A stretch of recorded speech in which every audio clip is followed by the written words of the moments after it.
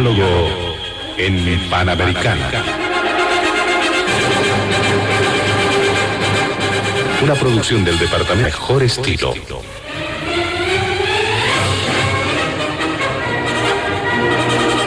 Entrevistas exclusivas sobre temas que crean expectativa general.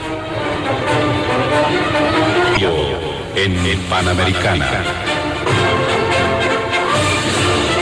Los sábados al mediodía y cada domingo a las 8 de la mañana. Y en trasnoche a las 24. Quedan ustedes con el staff de periodistas de Radio.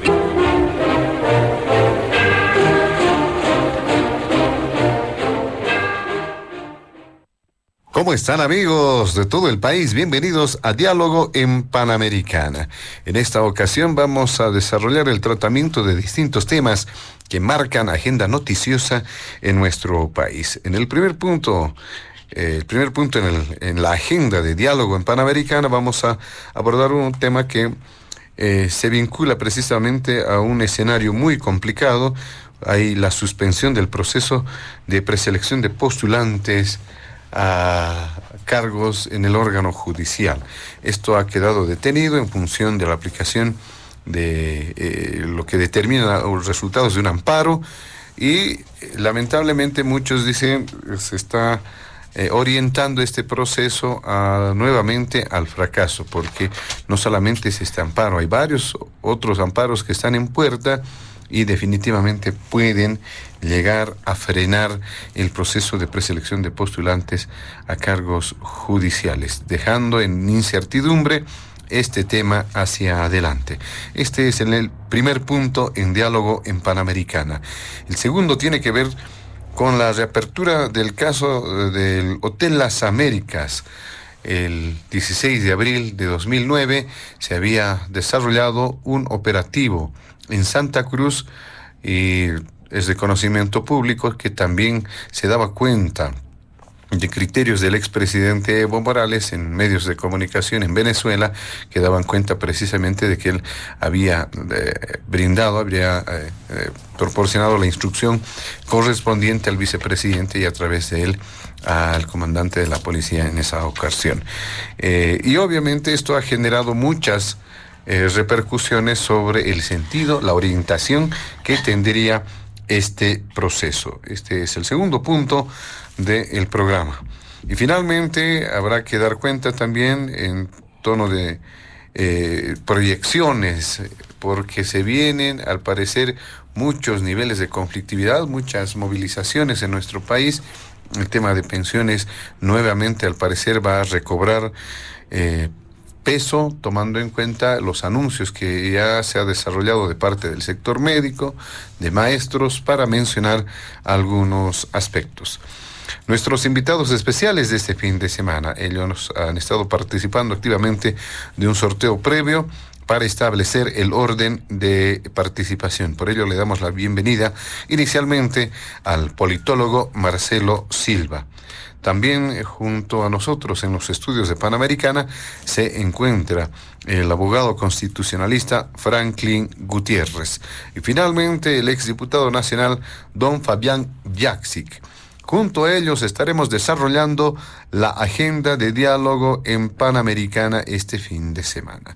Empezamos con usted. Antes de hacerlo, vamos a solicitar, como siempre, a nuestros invitados especiales del fin de semana, evitar emitir cualquier criterio que sea considerado de racismo o discriminación en el marco de las normas vigentes en nuestro país. Tiene la palabra don Marcelo Silva en este primer punto. ¿Cuál es su evaluación acerca de esa decisión? Las judiciales nuevamente con freno y podría ser también, muchos dicen, un nuevo fracaso. Adelante. Muchísimas gracias, José Luis. Un cordial saludo a toda la audiencia de Panamericana. Siempre es un privilegio poder participar en este espacio que tiene una audiencia masiva, no solamente en el país, sino también fuera de nuestras fronteras, que marcan de alguna manera el único espacio, uno de los pocos espacios donde nuestros compatriotas le toman el pulso a la realidad boliviana. Así que siempre un cordial saludo para ellos, porque uno recibe llamadas, recibe WhatsApps cuando participamos en este espacio que no necesariamente se circunscriben al país. Quiero también enviar un cordial saludo tanto a Fabián como a Franklin, dos cotertulios muy, muy conocidos, muy habituales. Siempre es un privilegio poder compartir con ustedes también este espacio de reflexión. A ver, últimamente en el país estamos hablando de cosas que son muy recurrentes, ¿no? Parece que no hubiesen temáticas distintas, ¿no? Y lo peor es de que estas temáticas llevan ya meses y meses y no deja de ser cansino referirse a ellas con pronósticos completamente, además, dados sin reparo. Recuerdo alguna tertulia con Franklin, ¿no? Y decíamos, las elecciones judiciales no van a ir. No van a ir. Yo me temo que no van a haber elecciones judiciales este año, salvo error u omisión, por algunos factores que también los hemos reflexionado acá. El primero, definitivamente, estaba enmarcado en esta amenaza de procesos que podían iniciar muchos de los que podían haberse sentido o creído que sus derechos en el ámbito de la postulación han sido vulnerados. Esto en función a algo que me parece importante. Tenemos a claras y a muy nítidas un poder ejecutivo, un órgano ejecutivo que dentro del cálculo político no le conviene realizar las elecciones judiciales. Creo que el presidente Arce tiene con mucha nitidez dentro de su cálculo político la posibilidad de contar con el Tribunal Constitucional y con el órgano judicial para poder blindar de alguna manera su posibilidad de ser candidato, y mejor si es candidato del Movimiento al Socialismo para la presidencia del 2025. Si se quiere ver a la inversa, o si que se quiere hacer la lectura desde el otro lado, el órgano judicial y el Tribunal Constitucional podrían ser los mejores instrumentos definitivamente para eliminar a su competidor político más cercano, que es Evo Morales, ¿no? Y sacarlo obviamente del contexto de la lucha electoral el 2025. Creo que más allá de ello no existen otros recursos, ni políticos, ni de movilización que pueda tener el presidente Arce en el ámbito de una pulseta que podría llevar adelante con Evo Morales. Digo podría porque en algún momento probablemente el instinto de sobrevivencia dentro del movimiento al socialismo puede generar algunas salidas, será otro tema que en algún momento discutiremos, pero podrían generar otro tipo de salidas a este entuerto, a esta guerra que indudablemente nos ha puesto en vilo de manera novelística, una tragicomedia en algunos casos que hemos vivido en el país. Primer elemento. El segundo elemento es porque tampoco existe, por supuesto, una voluntad de las autoridades que han sido autoprorrogadas en el ámbito de dejar ese cargo, que lo vamos a decir en algunos segundos, podría extenderse hasta el 2026 o inclusive el 2027. O sea, no estamos hablando de mesecitos de posibilidad de ejercicio de gestión. Si no hay elecciones judiciales este año, no las habrá el próximo. De claro y de nítido. Y probablemente tampoco las haya el 2026, porque el país tendrá que ir a la segunda vuelta de correlación de fuerzas electorales, que son las elecciones subnacionales. Vamos a tener elecciones de gobernadores y alcaldes que indudablemente también van a ser interesantes en ver la correlación de fuerzas. No sé si habrá la posibilidad y el espacio para hacer elecciones judiciales. Algunos decían podía ser el fines del 2026 o definitivamente el 2027 como el año para hacer. Entonces, los autoprorrogados no están por cuestiones mínimas, ¿no? Además, la sentencia constitucional que han dado es nitidísima, ¿no? Ellos no se mueven de su cargo hasta que no se elija a los titulares. Incluso este espacio de no hacerse la elección este año, podría abrir la posibilidad hasta de incluso discutir la reforma constitucional. Podríamos tener el tiempo hasta incluso de discutir la forma de reformar la elección de las autoridades del órgano judicial. Imagínense esta envergadura, ¿no? Entonces ese era el primer riesgo. Aquellos que se sientan aludidos por la violación de algún derecho o la inobservancia, algún requisito, etcétera, podían presentar recursos que serían muy, pero muy bien recibidos, tanto por el órgano judicial, el Tribunal Constitucional y de alguna manera amparados por la fuerza política oficialista. Eso ha sucedido y eso está sucediendo. Malas noticias para todos. Existen alrededor de 20 amenazas de recursos que podrían presentarse, ¿no? O sea, estamos hablando de uno. Podrían todavía sumarse algunos otros más que de darse algún resultado podrían volver a paralizar el proceso con mucha facilidad. El segundo enemigo era indudablemente otro tema que no es menor. Las postulaciones no han alcanzado el tema de la equidad de género. Y claro, este tema no puede tocarse hasta que la Asamblea Legislativa finalice el proceso, haga la preselección y envíe las listas de los candidatos a el órgano electoral. Ese momento también puede ser altamente susceptible a observación. La ley del régimen electoral es nitidísima en el sentido de que todas las listas para cargos de elección tienen que contener equidad y paridad de género. Así de sencillo y llano. Es un mandato que está establecido definitivamente desde la Constitución Política del Estado, pero completamente explícito en la ley del régimen electoral.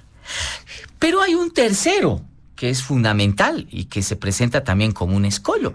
El Tribunal Constitucional nos ha dicho que todos los actos, absolutamente todos los actos que tengan que ver con la elección de autoridades del órgano judicial en la Asamblea Legislativa Plurinacional se tienen que llevar adelante por 2/3, es obligatorio, ¿no? Entonces habrá que ver en algún momento o en algunos momentos si se logran estos acuerdos en los momentos más difíciles, cúspides, que son definitivamente tener una calificación final, ¿no? Una calificación final. Esa calificación final indudablemente te llevará a quiénes van a ser candidatos. Otro de los momentos, por supuesto, es ver si las fuerzas políticas ya han llegado a acuerdos además muy, pero muy serios, en el ámbito de decir, señores, este y este son los que deben ir para candidaturas. Parece muy difícil en este momento, ¿verdad?, evitar que las fuerzas políticas lleguen a cuotearse, ¿verdad?, la posibilidad de las candidaturas. Creo que estos son los riesgos que nos llevan adelante pensar definitivamente, salvo error u omisión, en la posibilidad de tener elecciones este año. Esto sumo, y con eso cierro, José Luis, el tema del tiempo, ¿no?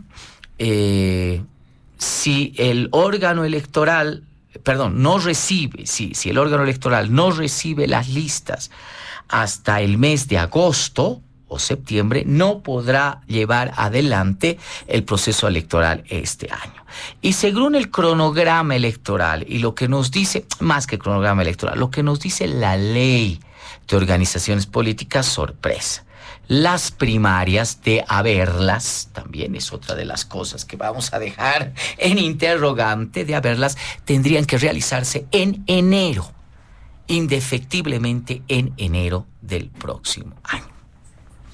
Muy bien, muchas gracias. Le damos a don Marcelo Silva, que dice en este tema, don Franklin Gutiérrez, haciendo referencia al primer punto, reiteramos, sobre las elecciones judiciales. Adelante, bienvenido. Bien, este periodo y este proceso de elecciones judiciales, en el fondo, están fuera del marco constitucional. Sí, no tienen ningún respaldo constitucional. Es decir, que este procedimiento se está llevando sobre un tablero de facto arbitrario. Entonces ya que venga lo que venga, pues tiene una concepción de facto, no constitucional.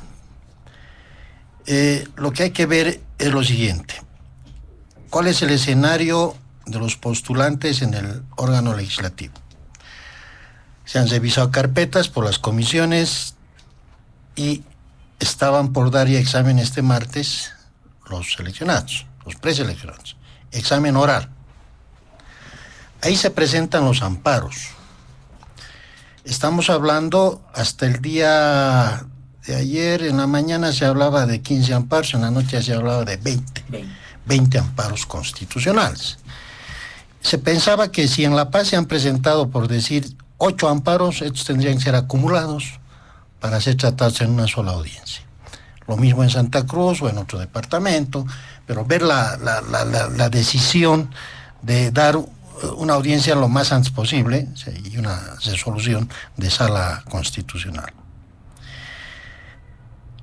Los amparos primero tienen que pasar por un filtro que, si se admiten, otros han sido observados y les han dado 3 días para que cumplan ciertas observaciones, porque se puede advertir que hay amparos que no dicen nada, no tienen buen fundamento, y hay que esperar los 3 días para que subsanen sus amparos. Bueno, la pregunta es, ¿tienen derecho a plantear amparo? Sí lo tienen. ¿Tienen derecho a que se lleve a cabo su audiencia? Sí lo tienen, y eso va a dilatar más. ¿Y quiénes son entonces los que están aplicando medidas cautelares? Es las salas constitucionales. En este momento, ¿quién tiene el poder para frenar un acto electoral? Es la sala constitucional, en los 9 departamentos. Salas constitucionales que están conformadas por 2 vocales que toman esa decisión, y extrañamente hay una ley que del Senado ha pasado para eliminar las salas constitucionales y volver solamente un juzgado constitucional con un solo miembro. Vean ustedes esa guerra que está empezando a aparecer, que desaparezcan las salas. Ahora, resulta que estas salas dan medidas cautelares y le dicen al legislativo: pare el examen, porque si usted avanza, gana el amparo este ciudadano, bueno, va a ser irreparable el daño constitucional que le están haciendo. Por lo tanto, pare. Es una suspensión condicional a que se lleve a cabo la audiencia de amparo, que por lo menos podría retrasar, yo calculo, póngales redondeando, 10 días. ¿Qué significa los 10 días para el periodo electoral judicial? 10 días es mucho. Frente al retardo de 1 año que ha tenido el legislativo, aumentarle 10 días más y que se paren los exámenes, imagínense, 10 días es mucho.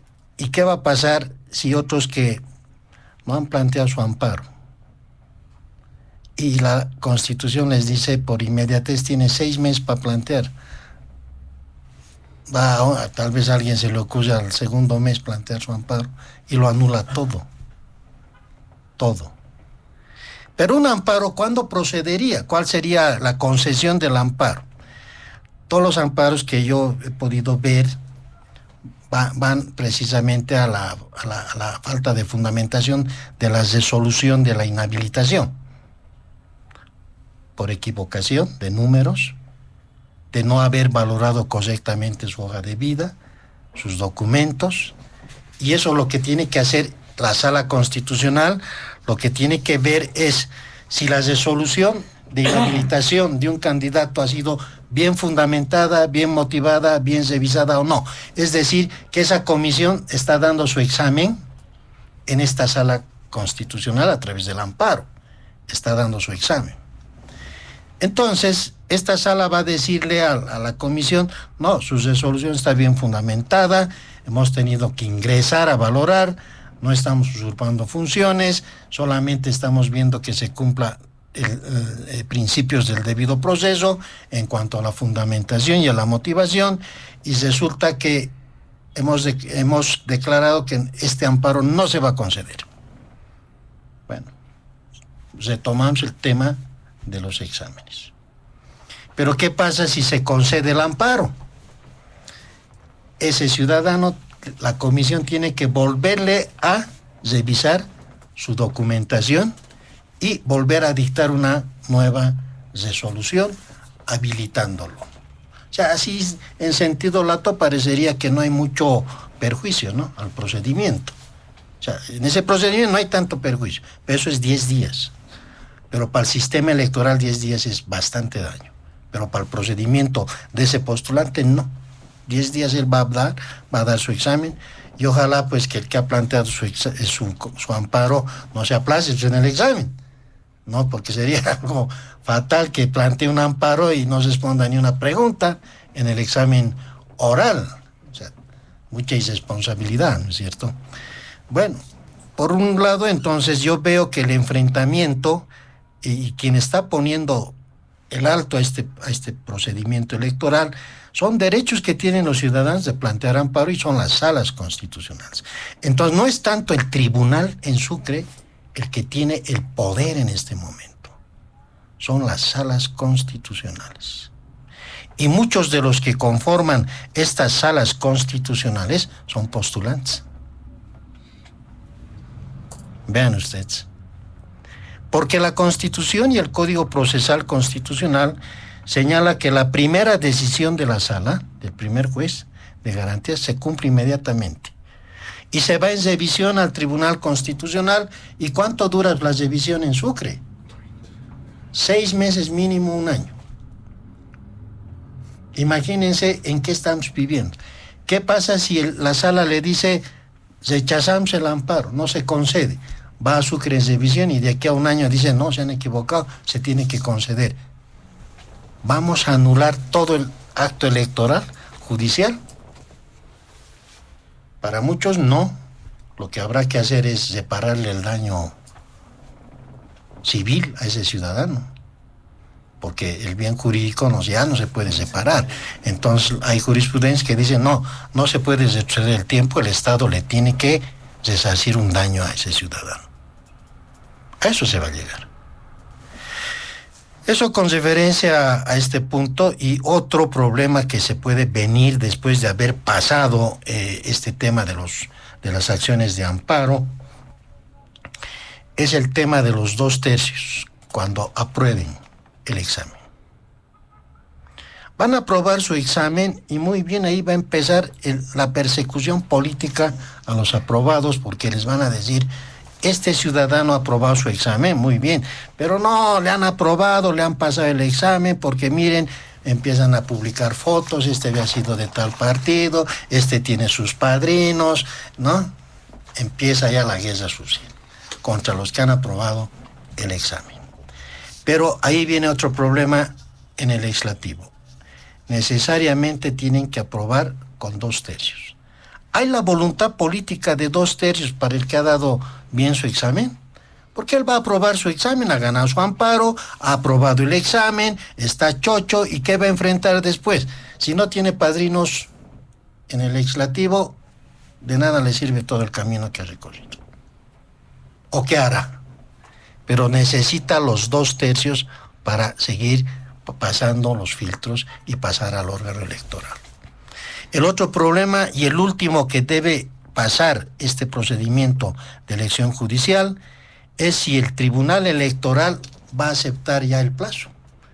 Porque el tribunal le va a decir, no, yo no voy a llevar las elecciones este año porque vienen las primarias, vienen otras elecciones, así que no tengo presupuesto ni tengo ya tiempo para llevar adelante las elecciones judiciales. O sea, un problema tras otro problema, y al final el Tribunal Electoral es el que nos va a decir si va a poder llevar, si es humanamente para ellos posible llevar adelante las elecciones judiciales. Y si no lo es, ni estructuralmente, ni económicamente, ni políticamente, ni por voluntad propia de la sala plena del Tribunal Electoral, ¿qué va a pasar? ¿Qué dice la norma? ¿Existe norma que diga, bueno, en este caso va a pasar esto o va a suceder aquello? ¿Hay alguna norma? No hay nada. La Constitución no dice nada. La ley electoral tampoco. Por eso están pensando en una ley corta de poder ya ampliar el periodo de las elecciones judiciales. Pero esa ley corta ya puede irse de un recurso de inconstitucionalidad, pero esto ya no va a ir a una sala constitucional, este va a ir a Sucre. Bueno, ahí ya sabemos lo que ellos piensan, porque se les ha dicho, ¿qué opinas vos frente a este problema? No, quiero quedarme, han dicho. Entonces ustedes tienen garantía de que ellos van a votar algo que les diga vaya a ser. No, bueno, ese es mi punto de vista, ¿no? Muy bien, muchas gracias, doctor Franklin Gutiérrez. ¿Qué dice don Fabián Jaksic también en este primer punto del programa? Adelante, bienvenido. Buenas tardes, José Luis. Un saludo a Marcelo, a Franklin. Y claro, escuchándolos a los dos los radioescuchas deberían estar también espantados, porque este es el fracaso del sistema político, fracaso que venimos arrastrando. Este cansino proceso de seguir hablando de este tema data de hace más de 12 años. Estamos 12 años ya con 2 elecciones judiciales fallidas, que lo único que han hecho es profundizar la crisis del sistema judicial y del Tribunal Constitucional. Y estamos hoy entre una disyuntiva entre el mal mayor y el mal menor. A esa conclusión llegamos. 2 males que no van a solucionar absolutamente nada. El mal mayor es que se quedarán los autoprorrogados indefinidamente, con las consecuencias que eso implica de deslegitimación de estos personajes que ya hace 6 años no gozaban pues de la legitimidad para administrar justicia.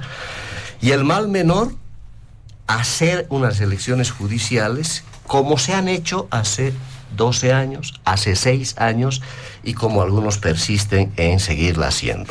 Ambos son males para el país, malas noticias para nuestro país, lamentablemente. Y claro, esto deviene en algo que seguramente la ciencia política va a tener que ajustar sus análisis. Estamos viviendo el gobierno de las salas constitucionales, el gobierno del Tribunal Constitucional, y esta es una tendencia universal, ¿no? Yo diría que es la putinización de la justicia, la política y la democracia. ¿Cómo se puede entender lo de la putinización? Y claro, a 12 años de la crisis, parecería que el sistema político, los gobernantes, definitivamente no están sintonizando con esta profunda crisis del sistema judicial. Nadie habla de la crisis, ¿no? Pues todos nos desvían a cosas tan, yo diría ya patéticas en la Asamblea Legislativa Plurinacional, como alguna senadora de oposición disidente que se pone a custodiar las preguntas por si alguien se las roba, seguramente, no sé qué pueda pasar, ¿no? Es que es patético, es trágico, y claro, esto condice definitivamente a volver al debate de origen, la necesidad de una profunda reforma del sistema judicial en el país. Reforma que debería haber empezado el 2006, que fracasó. Es el origen de esta situación que hoy día es palpable. Escuchando precisamente a Franklin y Marcelo, ratificamos que la manera en la cual hemos querido resolver el sistema de justicia no es el más adecuado. Si el 2006 la Asamblea Constituyente debatió ya esto y planteó la Asamblea Constituyente, que aprobó ese proyecto de constitución que era un mamotreto, pero en el tema de justicia había una propuesta a la cual se podría retomar. Hay que ver por qué el origen de este problema no ha podido ser resuelto, porque hemos violado de alguna manera lo que quiso reflejar el constituyente en esa sentida necesidad de que vamos al voto, a ver si eligiéndonos al voto a los máximos magistrados logramos una justicia mejor, transparente, que sea ágil, que no sea como todos la conocemos hoy día, corrupta, con retardación de justicia, violentada, con injerencia política, etcétera. Todos los males que acarreaba el sistema antes del 2006 se han profundizado. ¿Y qué pasaba el 2006? Yo quiero volver al origen de esto. Porque el 2006, de una u otra manera, el constituyente rescató de alguna manera lo que se quería hacer con la justicia. Y recordemos el proyecto que se aprobó finalmente en Oruro, el proyecto del MAS, que después el MAS lo desnaturalizó y pactó de otra manera. Planteó, recordemos un poco cuál era la figura, cuál era el sistema que se planteaba para ir a elecciones judiciales. Era que en esa época se decía el control administrativo disciplinario de justicia, así se llamaba lo que después le cambiaron al Consejo de la Magistratura, deberá efectuar la preselección de postulantes y postulantes para cada departamento y remitir al órgano electoral. Consejo Electoral le llamaron en ese momento. ¿Y quién era el control, cómo se elegía el control administrativo o al control administrativo disciplinario de justicia, que es lo que se planteaba en la Asamblea Constituyente? Se elegirán mediante sufragio universal entre candidatos y candidatas propuestas por organizaciones de la sociedad civil. Claro, no era muy clara tampoco la salida, pero era lo que la gente demandaba. Bueno, vamos a ir a elecciones, pero ¿quién los preselecciona? La propia sociedad, a través de un tribunal, de un control administrativo disciplinario. Eso es lo que planteó la Asamblea Constituyente. Luego vinieron los pactos políticos. Y ahí, claro, recordemos, porque siempre es bueno ver la historia de todo esto, el origen de los males, han sido los pactos en esa época del 2008, recordemos, cuando se llegó a la Constitución nueva, modificando casi en un 40% lo que había aprobado la Asamblea Plenipotenciaria Constitucional, que para mí es el origen del fracaso de estos últimos 20 años. Porque finalmente se derivó nomás en un pacto político entre esa época de Podemos, liderizado por Quiroga, y el MAS, liderizado por Evo Morales. Acordaron cambiar todo esto y volver nomás a la trampita de siempre.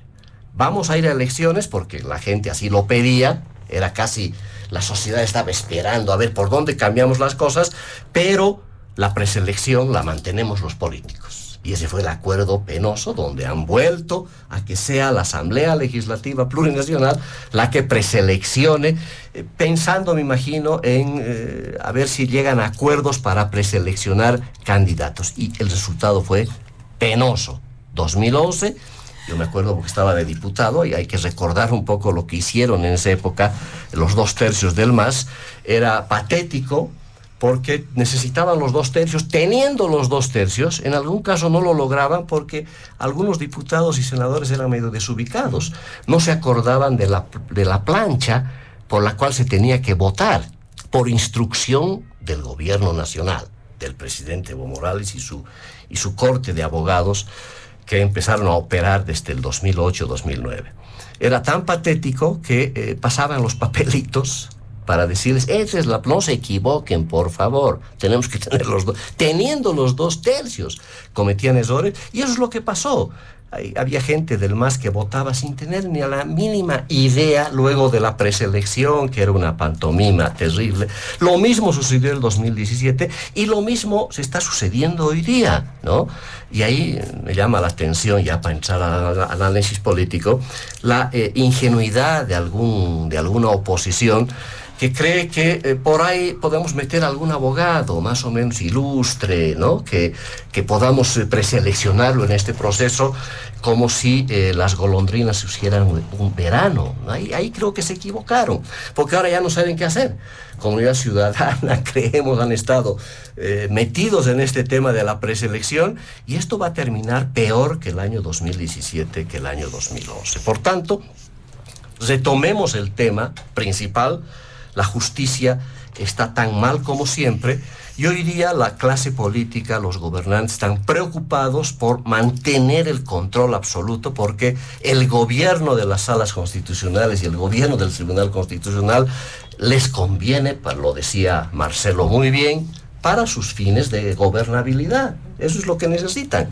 Y claro, no están pensando nadie en reforma del sistema judicial, cuando hay N emisiones, y vuelvo a recuperar el informe del relator especial de las Naciones Unidas, que ya el 2022 le decía al ministro de Justicia, le decía al gobierno, muchachos, ¿no? La crisis del sistema judicial es demasiado grande para que ustedes sigan cometiendo el mismo error de siempre.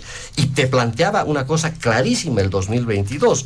La elección por sufragio universal de integrantes de las altas cortes y del Consejo establecida en la Constitución del 2009 no ofrece garantías suficientes para evitar injerencias políticas, no asegura el nombramiento de personas idóneas a los cargos, ni ha generado legitimidad en los procesos de votación popular marcados por el ausentismo y el voto nulo y blanco. Ese es el mal menor al que iríamos si es que hay elecciones judiciales. Comparto con Marcelo que hay la alta probabilidad de que vayamos por el mal mayor, es decir, se van a quedar nomás los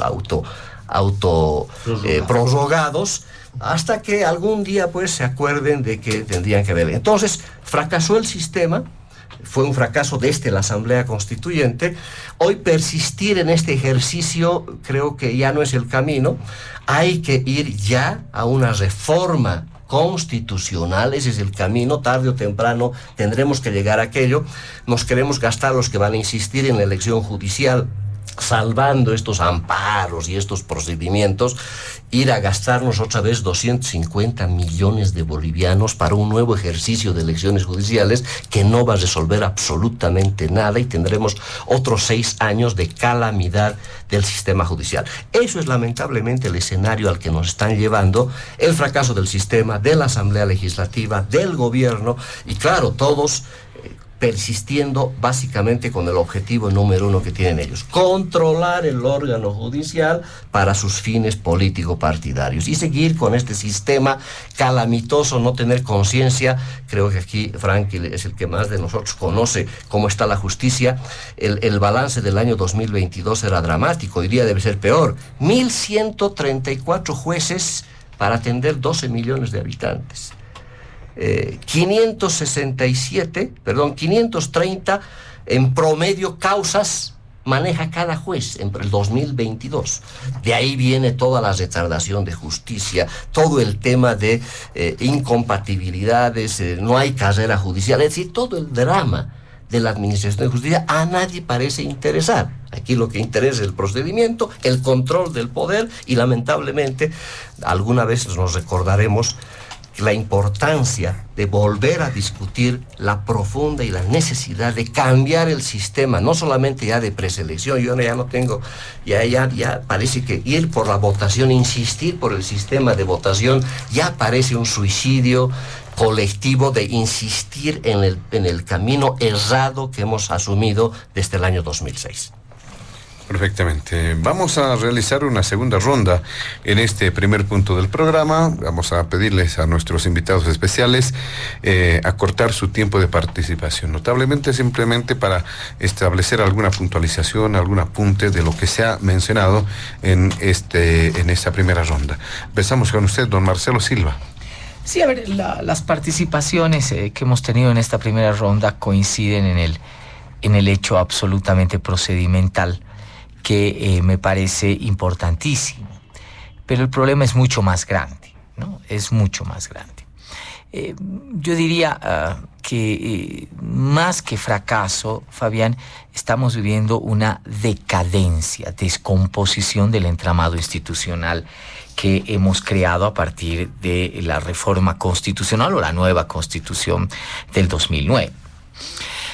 Lo que estamos viviendo, creo que, no me voy a cansar de decirlo, se enmarca en un proceso de transición política donde lo viejo no termina de morir, ¿no? Ya es obsoleto, no puede contener las nuevas fuerzas, ideas, se ha estancado, se ha anquilosado, se ha vuelto obeso. Pero lo nuevo tampoco termina de consolidarse, y probablemente porque lo nuevo tampoco tiene la claridad, la suficiencia, nitidez para poder establecer qué es a lo que le podemos llamar nuevo. Entonces, este elemento de transición política se enmarca en el hecho de instituciones que ya han llegado al tope de la deslegitimación. Nos hemos cansado de repetir en esta instancia que si le damos solamente una miradita a los órganos del Estado, estamos en un momento de crisis muy profunda y nadie se está dando cuenta. No voy a hablar del órgano judicial ni del Tribunal Constitucional, porque eso es recontraabundante en el ámbito de ver la deslegitimidad, ya la inoperancia, la asincronía que existe en el ámbito de su misión y el desarrollo institucional. Se necesita una reforma mayor en el ámbito del sistema de administración de justicia que parece cada vez más lejana. ¿Por qué parece cada vez más lejana? Porque sin duda alguna vamos a tener el dulce, el chupete de discutir las elecciones judiciales, que para muchos será el placebo para no hablar precisamente de una reforma de alta envergadura en el ámbito de la justicia. Pero no solamente la justicia, José Luis. El órgano legislativo está enmarcado en una tremenda crisis institucional. Y no estoy hablando de el comportamiento únicamente de los partidos políticos, sino sus funciones consustanciales como poder u órgano del Estado. El órgano legislativo ya no legisla, y si legisla, por Dios, qué manera de sufrir para poder elaborar, para poder proyectar y para poder luego, ¿verdad?, aprobar una ley, ¿no? Si uno hace una revisión, ¿no?, de las sesiones que hay en la Cámara de Diputados, de las leyes aprobadas en esta gestión, podemos entrar al ámbito del escándalo, ¿no? Es decir, es realmente muy duro. Fabián ha sido diputado y me imagino que en esos tiempos sesionar era absolutamente normal. El otro día le estaban reclamando al presidente de la Cámara de Diputados que no llamaba 3 semanas a sesión, 4 semanas, ¿no? O sea, eso ya es locura, ¿no? Eso ya, ese aparato, ese órgano legislativo ya no tiene funcionalidad en los hechos. Pero peor todavía, ¿no? Volviendo a la lógica de Franklin, una sala constitucional le ha quitado al órgano legislativo la capacidad de fiscalizar. El órgano legislativo tampoco fiscaliza, ¿no? O sea, si tú como diputado quieres ir al Ejecutivo, a un ministro del Ejecutivo, te van a rebotar, porque hay una medida que se ha tomado en una de las salas, una medida precautoria que, por supuesto, establece que no se puede fiscalizar porque se está vulnerando un derecho fundamental, etcétera, etcétera, etcétera, ¿no? Pero hay otra, ¿verdad?, que también establece, por ejemplo, que la Cámara de Senadores no puede sesionar independientemente de la Cámara de Diputados o independientemente del mando de la presidencia de la Asamblea Legislativa, ¿no? Entonces, estamos entrando realmente a un tema de decadencia, de desinstitucionalización muy serio en el órgano legislativo. El órgano ejecutivo no tiene ya la nitidez, la claridad de poder establecer políticas públicas, muchas de ellas plasmadas en leyes, por el tema de correlación de fuerzas. Y además afronta otros problemas que me parecen internos, ¿no? No podemos descuidar el tema de corrupción, la poca transparencia, los elementos que indudablemente te hacen al manejo cotidiano de la administración pública en el ámbito de las responsabilidades del órgano ejecutivo. Pero eso no solo se queda ahí. Si ustedes analizan el papel de las asambleas legislativas departamentales, consejos municipales, gobiernos municipales, gobernaciones, todavía encontramos más elementos de descomposición y desinstitucionalización. Y finalizo. Esta crisis está empezando a darle besos de muerte al órgano electoral. El órgano electoral parece ser la víctima inevitable también de este proceso de descomposición política, ¿no? Pareciese ya que el órgano electoral empieza a tener problemas en correlaciones, en composiciones entre arcistas y evistas, por ejemplo. Y eso de alguna manera puede marcar en su momento, ¿verdad?, la poca legitimidad que pueda tener el órgano electoral para administrar elecciones donde no van a participar solamente el MAS, sino van a participar otras fuerzas políticas. Termino. No me voy a cansar de decirlo. Las soluciones pasan definitivamente por acuerdos y pactos de envergadura, que vayan, por ejemplo, a conducir a un proceso serio de reforma constitucional. Ese es el primer objetivo que debería haber ante un pacto político serio.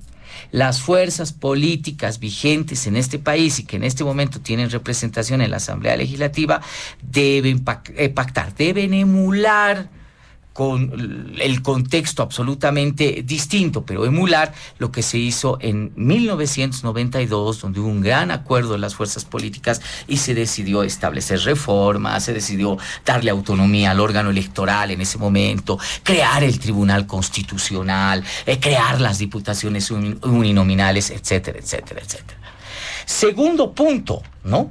Esta reforma constitucional debe enmarcarse también en el ámbito, mientras se cristaliza, de darle la autonomía al órgano judicial y al órgano electoral.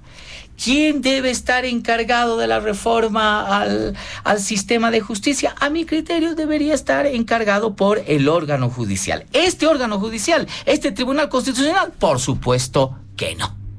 Por supuesto que no. Pero esas deberían ser las instancias más idóneas para llevar adelante un proceso. ¿En el marco de qué? De una autonomía.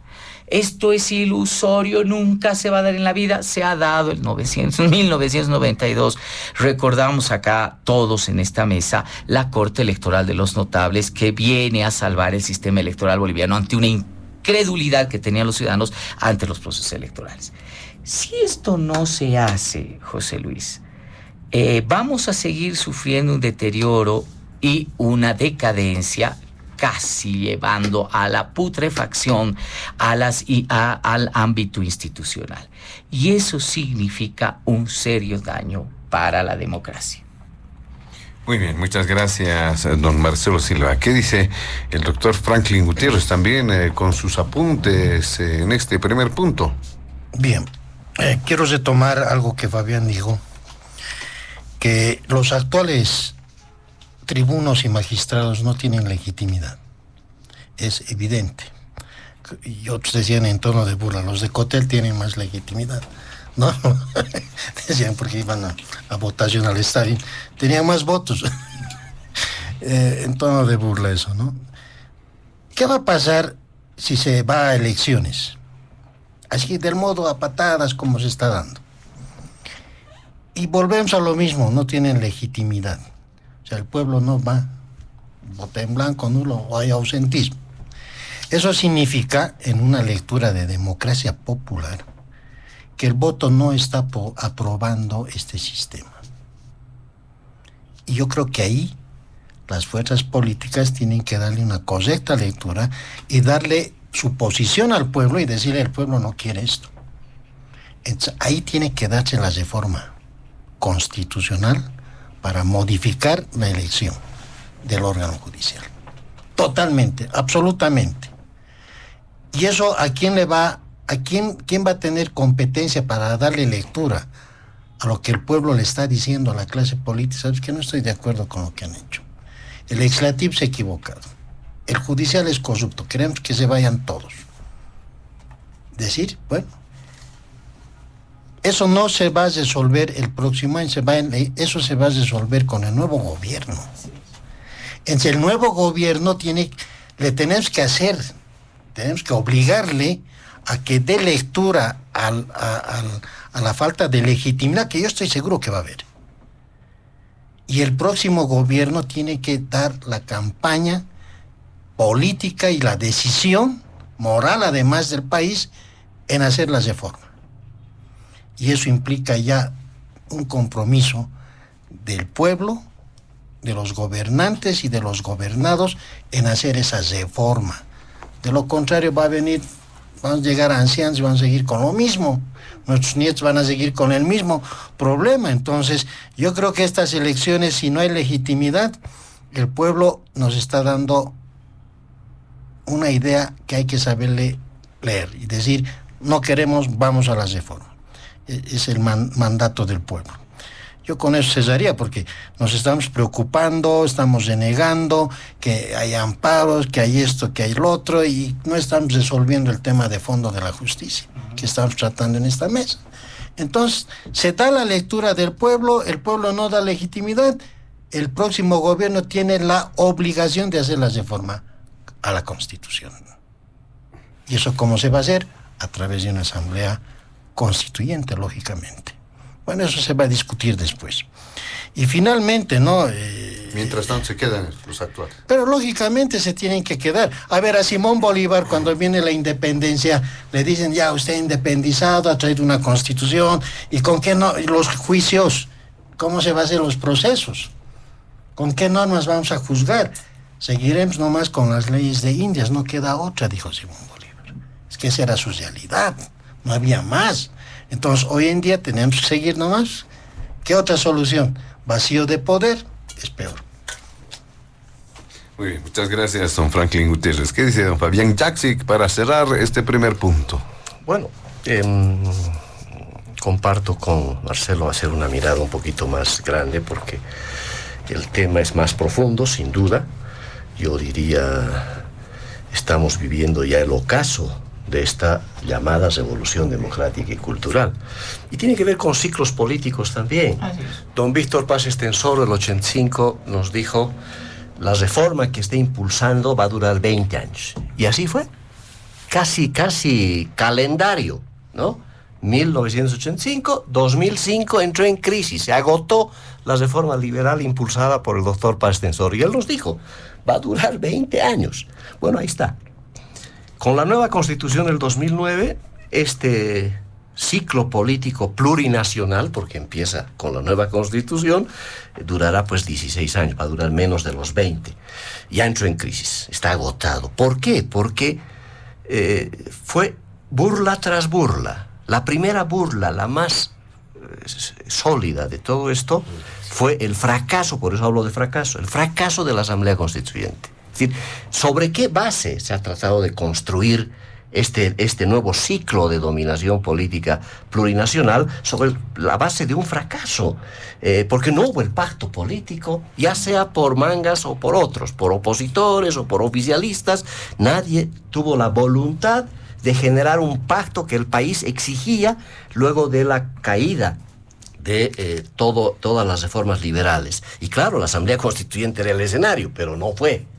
Fue todo lo contrario, fue el escenario de confrontación, y este es el problema de origen. Por eso la necesidad hoy día de volver a hablar de una profunda reforma constitucional. Y comparto porque estamos partiendo de bases endebles, ¿no? Que se cayeron, es como un castillo de naipes, porque no hay la base que sustenta todo eso, que son los pactos sociales, pactos políticos, que dan duración a regímenes que quieren cambiar las cosas. Hoy día no, está todo cayéndose a pedazos, y claro, esta crisis del sistema político e institucional es demasiado profunda para irnos nada más al análisis de procedimiento, porque a eso nos quieren llevar la Asamblea Legislativa, a eso nos quiere llevar el gobierno, para distraernos de este tema. Y claro, en puertas tenemos una situación económica que no estamos analizándola adecuadamente. Cuidado que además de la crisis política e institucional se nos venga la crisis económica que está en puertas y que claro no se ha develado todavía por las razones que ya conocemos. Pero bueno, este es un tema profundo, es un tema estructural que tarde o temprano tendremos que encarar un escenario nuevo de reforma constitucional para que sean los pactos sociales los que le den duración, ¿no? De más allá de 20 años, ojalá, a un país que está todavía construyendo su ideario y que está tras fracaso tras fracaso. Muy bien, vámonos rápidamente al segundo punto de diálogo en Panamericana, y este se vincula con la reapertura del caso de las investigaciones del Hotel Las Américas, de lo ocurrido un 16 de abril precisamente del año 2009. Pero previo a ello se habían generado una suerte de hechos de crisis política en el país que, de palabras del propio gobierno de entonces, se decía había un ímpetu de la denominada media luna de neutralizar la llegada al poder en su momento del movimiento al socialismo, el año 2006, con Evo Morales en la presidencia. Se generaron estos problemas y varios analistas posteriormente han manifestado de que se debía dotar de un mecanismo para neutralizar liderazgos en aquel entonces, y por ello se presentó este hecho que también en su momento se denunció que hubo un montaje, todo aquello, pero en el proceso investigativo se daba cuenta que había una suerte se hablaba en ese momento también de un intercambio de fuego, un fuego cruzado, así se hablaba. Posteriormente cobró fuerza el tema de que hubo una ejecución. Estas investigaciones han llegado incluso al ámbito internacional, donde ya se han emitido algunos criterios de parte de la Comisión Interamericana de Derechos Humanos. Está en puertas, incluso pueda llegar a nivel de la Corte, pero deja en evidencia de que aquellos sucesos han tenido algunos cálculos, han tenido algunas motivaciones que son importantes quizá de mencionarlos ahora en el programa. Vamos a pedirle a don Marcelo Silva también pueda dar cuenta de este segundo punto del programa, porque además se debe incorporar la tesis y los argumentos que se manejaron en aquel entonces, la tesis del separatismo, de la división o del desmembramiento, incluso, si así se llegó a hablar en aquel entonces. ¿Qué dice don Marcelo Silva? A ver, resulta muy, pero muy interesante, ¿no? Que las grandes incógnitas históricas que tenemos y que de alguna manera surgieron de manera suspicaz en su momento de hegemonía del movimiento al socialismo, y que en su momento también fueron casi establecidas como hechos cerrados, no discutibles, no abiertos nunca más, vayan empezando a develarse, vayan empezando a caerse, ¿no? Como esas posiciones irreductibles, ¿no? Lo curioso es que dentro del seno del MAS, ¿no? O sea, las oposiciones políticas no han tenido la virtud de desbaratar absolutamente nada. Ni el caso Zapata, ni el caso separatismo, ni el paso de golpe de Estado. Absolutamente nada, ¿no? Tienen poca capacidad de operadores, de voceros, de argumentos, ¿no? De exposición de esos argumentos. Ha tenido que ser el mismo MAS quien empiece a develar, ¿no? Interiormente estos hechos que son escabrosos. En estas últimas semanas, en estos últimos meses, por ejemplo, lo que ya se creía absolutamente cerrado ha empezado a resurgir nuevamente, ¿no? El caso Zapata. Lo hemos visto en el tema del golpe de Estado, ¿no? Cuando los mismos disidentes masistas le han dicho a Evo Morales: usted es el culpable, usted es el que ha generado desorden, usted es el que se ha escapado, ¿verdad? En pocas palabras, olvídese, usted no es la víctima, ¿no? Es uno de los cobardes que ha escapado, etcétera, etcétera, ¿no? Y ahora, ¿no? Pareciese que ese va a ser el rumbo, esa va a ser la suerte de este episodio, que indudablemente es uno de los episodios más importantes en el ámbito de la historia contemporánea de Bolivia. Para nadie es desconocido que hay un antes y un después del Hotel de las Américas, de lo que sucedió en ese hotel, en el ámbito de la hegemonía del gobierno, especialmente en relación a Santa Cruz. El tema de lo que sucedió en ese hotel no solamente fue para acallar, aplacar un supuesto movimiento separatista, que no lo sabemos si se dio o no se dio, etcétera, etcétera, sino fue para establecer un trato duro e indudablemente descabezar al liderazgo cruceño en ese entonces, ¿no?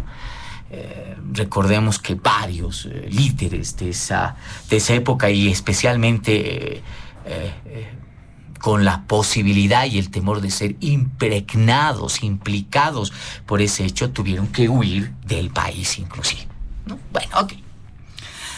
Ahora, más allá, y creo que es necesario poner muy bien las aguas con nitidez.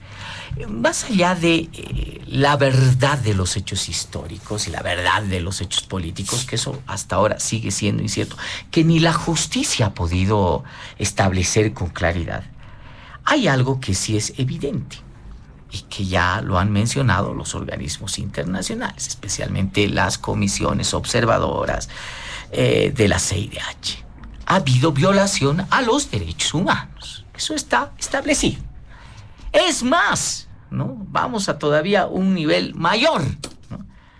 Se habla de ejecuciones extrajudiciales, ¿no? Así sencillo, ¿no? Más allá de que si estos eran buenos, eran malos, venían con buena intención, mala intención, etcétera, etcétera, se han violado los principios elementales y fundamentales de los derechos humanos. Ya la CIDH nos anunció el tema con Blas Valencia, ¿no? Blas Valencia, indudablemente, alguien que está, o no sé si está o está cursando un reclusión por un delito, etcétera, etcétera, también salió favorecido por una resolución, ¿verdad? En el sentido de que, más allá de que haya sido culpable o no, se le ha violado el principio del debido derecho, ¿no? Del debido proceso. Entonces, alguien tiene que responder por eso, ¿no? Alguien tiene que responder por eso. Y ahí me da la impresión con mucha nitidez que eso es inevitablemente un punto más para iniciar, creo yo, un acercamiento a la justicia a Evo Morales. Evo Morales tiene que responder por eso. Y no hay dónde perderse. No hay dónde perderse. Que la decisión fue tomada por Álvaro García Linera es cierto. Él estaba fungiendo de vicepresidente, de presidente en ejercicio en ese momento. Evo Morales estaba en Venezuela, pero Evo Morales de manera nítida, además al lado del comandante Chávez, que lamentablemente ya no puede ser testigo porque también ha fallecido, yo he dado la orden, ¿no? Para que se haga ese operativo. E indudablemente ahí tiene que asumir esa responsabilidad. Esa responsabilidad que indudablemente le va a traer serias consecuencias políticas, porque otra vez está cayendo un mito inconmovible sobre el cual se fijó en el imaginario colectivo los pilares de su gobierno, ¿no? Es decir, hemos sido víctimas del separatismo y por eso hemos sido implacables con la dirigencia cruceña, etcétera, etcétera, ¿no? Sino también me da la impresión el hecho de que Evo Morales debe responder por excesos en el ámbito de violación a los derechos humanos que ha tenido en su gobierno. Yo veo con mucha preocupación que muchos de los voceros que dicen que hoy día aparecen del ala evista mencionan de manera muy alegre: yo también lo hubiese hecho, yo también hubiese actuado así contra los separatistas. Eso me parece absurdo. O sea, puedes tomar decisiones indudablemente de cuidado y seguridad del Estado, pero jamás violando los principios de derechos humanos, menos haciendo ejecuciones extrajudiciales. Creo que no se entiende muy bien el tema y creo que era necesario poner esta aclaración que es absolutamente nítida. Ya no estamos entrando al juicio de lo que sucedió históricamente en eso, sino que lo evidente y por lo cual Evo Morales debe ser responsable es la violación a los derechos humanos. Muy bien, muchas gracias, don Marcelo Silva. ¿Qué dice el doctor Franklin Gutiérrez en este segundo punto? Bien, estamos hablando del 16 de abril del 2009, una gestión muy dura para el Estado constitucional de Bolivia. El 2009, el nacimiento del texto constitucional, que nos plantea un modelo de Estado distinto, donde se rompe ese esquema de ese Estado de Derecho liberal.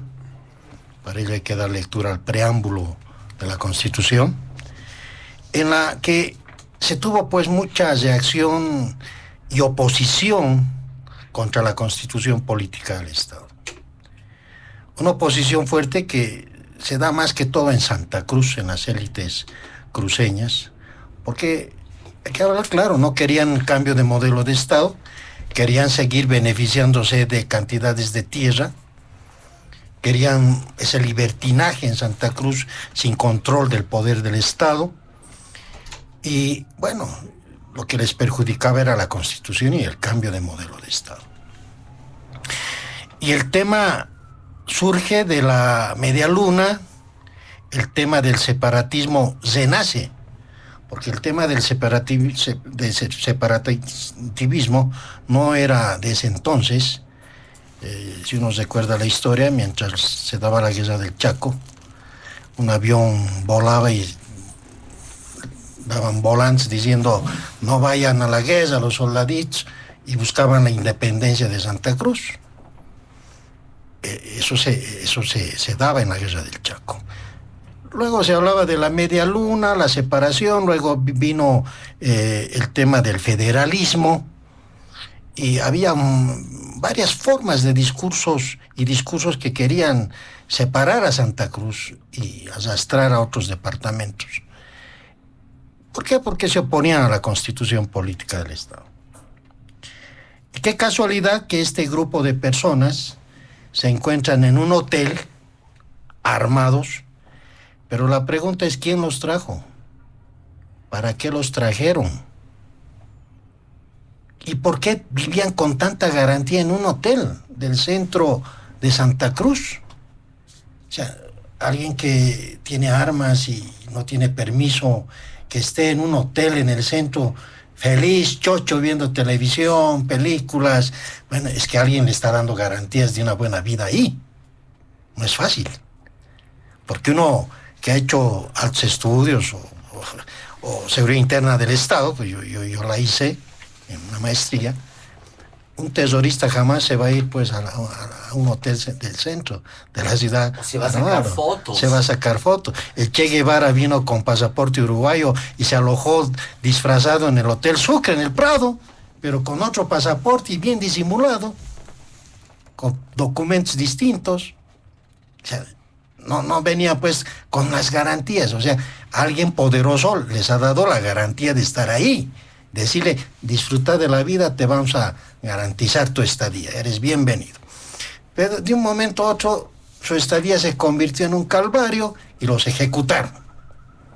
Bueno, se empieza el proceso, un proceso largo, con un tribunal de la paz que tiene que viajar, el tribunal sexto de sentencia, les recuerdo bien, que recibe toda la investigación que hizo el fiscal Sosa. No sé cuántos volúmenes y cuerpos tiene ese proceso investigativo, y bueno, finalmente acusan por terrorismo y se va el juicio a Santa Cruz. Tras las audiencias suspendidas, ese juicio termina en el gobierno de Yanine Áñez, y con la presencia de Murillo en el juicio y detrás de los miembros del tribunal.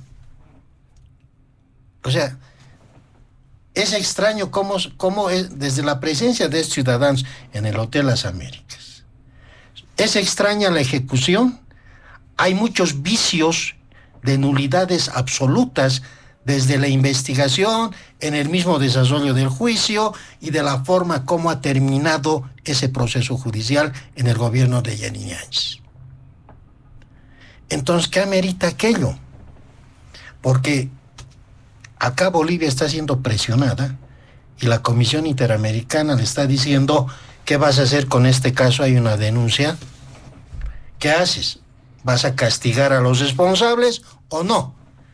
Y el primero que salta en decir, yo no fui, yo fui, o fue el vicepresidente Evo Morales. Claro, él dice, yo di la orden para el operativo. Pero yo estoy seguro que va a decir, yo di la orden, pero para otro operativo, no para ese operativo. ¿No? Porque el operativo es un término genérico, abstracto, que solamente ese operativo se puede dar a conocer a través de una correcta investigación y en un juicio de responsabilidades. ¿Pero a quién y cómo? Si Evo Morales dice a través de una filmación con Chávez, mi vida corría en peligro, el país querían dividirlo, me querían matar, yo di la orden para ese operativo. Hay que ver ese video de qué año es, a qué distancia de tiempo de la ejecución que se dio en el Hotel Las Américas, si alguien lo asesoró en ese operativo, y finalmente, ¿cuál fue la cadena de mandos de ese operativo? Desde la policía, el ejército, ministro de defensa, ministro de gobierno, alto mando policial, alto mando militar, y finalmente todo llega a la MAE. ¿Quién es? Por más que no esté en el país, el presidente. Y la Comisión Interamericana le está presionando a Bolivia, le dice, ¿qué vas a hacer con este caso? Porque si no haces nada, yo voy a llevar a juicio al Estado boliviano y no sé cuánto le pagarán de daños y perjuicios a este ciudadano. Bueno, Bolivia ha tenido muchos juicios, ¿no? Blas Valencia sigue en la cárcel, pues, ha tenido una sentencia favorable, como tú dijiste, Marcelo, y eso es cierto. Porque allá, bueno, aquí no nos interesa de dónde vino, acá se ha violado el debido proceso y el principio pro homine se mantiene, se acabó. Entonces, acá esto va a terminar, sí o queramos o no, tiene que terminar en un juicio de responsabilidad. ¿O qué juicio le van a hacer a Evo Morales? Porque esto sucedió en una gestión de Evo Morales. Y Evo Morales tendrá que defenderse. Pero ¿quién le va a hacer el juicio? Y para hacerle el juicio, yo conozco de que este proceso ya había sido desarchivado. Hace un año. Nadie sabía. Pero ¿qué debemos nosotros, qué esperamos de este proceso? Si está lleno de vicios. El procurador dijo hay que reabrir el proceso, ¿no es cierto? Pero yo creo que primero hay que hacerle una auditoría al proceso. Una auditoría jurídica. Yo creo que Bolivia, frente a la presión internacional que está sufriendo en materia de derechos humanos, lo primero que debe hacerse es una auditoría a ese juicio, a esa investigación, porque ahí se ha acumulado todo el elemento fáctico, ahí se ha acumulado toda esa supuesta verdad histórica del hecho. Entonces hay que hacer una auditoría a los investigadores, desde cómo se han enterado que ahí estaban ellos, quién ha hecho el operativo, por qué se hizo el operativo, quién planificó el operativo, qué método utilizaron en ese operativo, y bueno, luego viene pues el contexto político. Pero primero vayamos por lo técnico, por el método investigativo, y haremos ciencia de una vez en los procesos investigativos. Y qué mejor en este proceso para limpiar la imagen de Bolivia, sobre todo en materia de derechos humanos. Muy bien, muchas gracias, doctor Franklin Gutiérrez. ¿Qué dice usted, don Fabián Jaksic, en este segundo punto? Han sido, yo diría, 15 años de oscuridad. El síndrome Rosa, yo le llamaría, tiene que ser esclarecido, porque esta es una carga muy grande de irregularidades, de abuso de poder, que yo creo que se origina políticamente en el resultado del revocatorio del 2008, en agosto del 2008. Ahí el rol de Tuto Quiroga fue brillante, porque él es el que impulsó, ¿no? Lo provocó al presidente Morales, lo vamos a sacar a través de un revocatorio. ¿Qué incidió el revocatorio? Ahí empieza un nuevo ciclo de dominación del MAS efectivo, porque con el revocatorio se reafirma el liderazgo de Evo Morales, más del 60, sacó más votos que cuando ganó las elecciones. A partir de agosto del 2008 viene este síndrome Rosa, y a partir del 16 de abril del 2009 cambia el gobierno de Evo Morales y se convierte en un gobierno autoritario. En un gobierno que se da cuenta que judicializar la política había sido un gran negocio. Y empezaron a hacerlo de una manera espantosa con todo el mundo, ya que les fue muy bien con Santa Cruz, porque claro, evidentemente, habían algunos loquitos en Santa Cruz, sí, ¿no? Que tenían algunas ideas secesionistas, yo diría, ¿no? Pero el gobierno aprovechó esto, porque hasta el día de hoy nadie sabe de quién le financió, porque este era un grupo de mercenarios que vinieron acá a ganar fama y fortuna, más fortuna que fama, yo diría, ¿no? Sí. Y claro, alguien les pagó, evidentemente, para venir. Hicieron recolectas, hicieron plata, y el gobierno infiltró, se sabe que infiltró a esta organización, ¿no?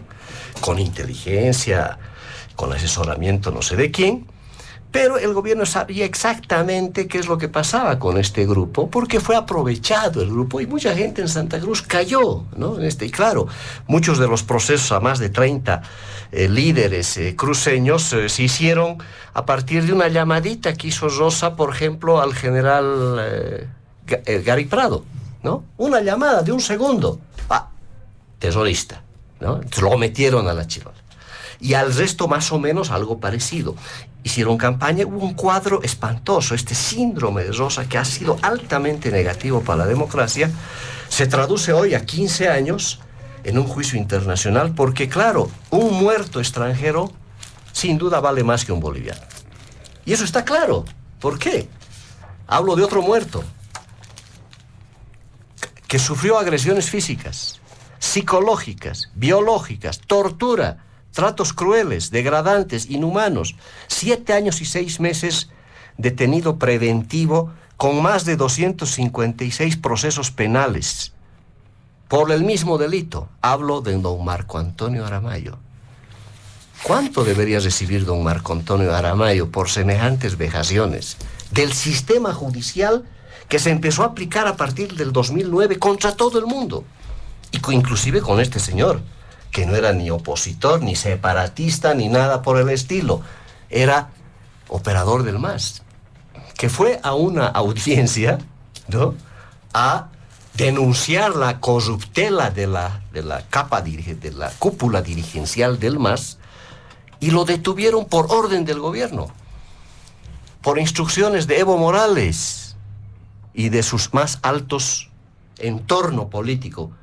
Hay que detenerlo. Y lo torturaron. ¿Te imaginas si un ciudadano húngaro, ¿no?, o de otra nacionalidad está pidiendo lo que está pidiendo, lo que debería pedir don Marco Antonio Aramayo, que en paz descanse, y su familia, porque se tiene que hacer con Marco Antonio Aramayo justicia también? Y con el caso Rosa es brutal, más allá de lo que decías, Marcelo, más allá de si estos eran villanos o héroes para algunos, ¿verdad? Está claro que hubo problemas serios de absolutas irregularidades, abuso de poder, que tiene que ver con el esquema que empieza a montarse desde el gobierno. Nada más recordar cómo empieza esto. Y empieza con la denuncia de 2 abogados, Boris Villegas y Denis Rodas. Se acordará Franklin quiénes son estos ilustres personajes. Abogados que eran apoderados del entonces ministro de gobierno, de Alfredo Rada, que recibieron la instrucción de presentar esta denuncia. ¿Y qué decía la denuncia? Son grupos armados que tienen intenciones de realizar atentados y posiblemente un golpe de Estado, ¿no? A partir de esa denuncia se activa todo el proceso, y esto fue en 30 de marzo del 2009. Esa denuncia se la conoce 2-3 días antes del operativo de la casa, del Hotel de las Américas, y claro, a partir de esa denuncia es que se desata todo este síndrome que le llamo Rosa, que hizo que el gobierno pues abuse de todo esto y que cometa estas tropelías que hoy día van a ser dirimidas en un juicio internacional. Claro, si la Comisión Interamericana ve que el gobierno no ha hecho absolutamente nada, esto pasará a la Corte Internacional. Pasarán también algunos añitos, seguramente, no sé cuántos más se demorará la Corte Internacional, pero está claro que el Estado boliviano va a ser sometido a una investigación y a un juicio en la Corte Interamericana, así como están las cosas en la Corte Interamericana. ¿Qué resultará de ese juicio? Mínimamente ya el gobierno debería tomar los recaudos, tiene que hacerse la investigación, hay que destapar este oscurantismo que tiene que ver con una red de extorsión y corrupción que se ha instalado en el país a partir del 16 de abril del 2009. Y esto es lo que tenemos que superar. Y este es un elemento que puede ser beneficioso en la medida en que descubramos todas las tropelías que se han cometido en estos últimos 15 años de oscurantismo y que han derivado en un régimen que cambió su lógica y empezó a utilizar la justicia. Por eso estamos hablando en el primer punto de la crisis de la justicia. Esto está absolutamente relacionado con eso, ¿no? Según el personaje, triste personaje también y célebre, Marcelo Sosa, recordemos nada más, que era tenía la dirección funcional de la investigación, el fiscal, para hacerse cargo de eso. ¿En qué terminó este caballero? Resultó ser el extorsionador número 1 de todas las víctimas que terminaron siendo víctimas de este señor y que ha sido procesado. Pero era el que inició la investigación y él mismo se autodenuncia diciendo que se fabricaron pruebas. Él mismo fue el operador de este sistema que empezó a aplicarse. Recordemos el gabinete jurídico tenebroso gabinete jurídico que montó el gobierno de Evo Morales a partir de abril del 2009, que fue terrible y que fue víctimas de ello Marco Antonio Aramayo y cuantos otros bolivianos, que no valen como los extranjeros, pero que algún momento les llegará también la justicia y se hará luz en estos 15 años de oscuridad.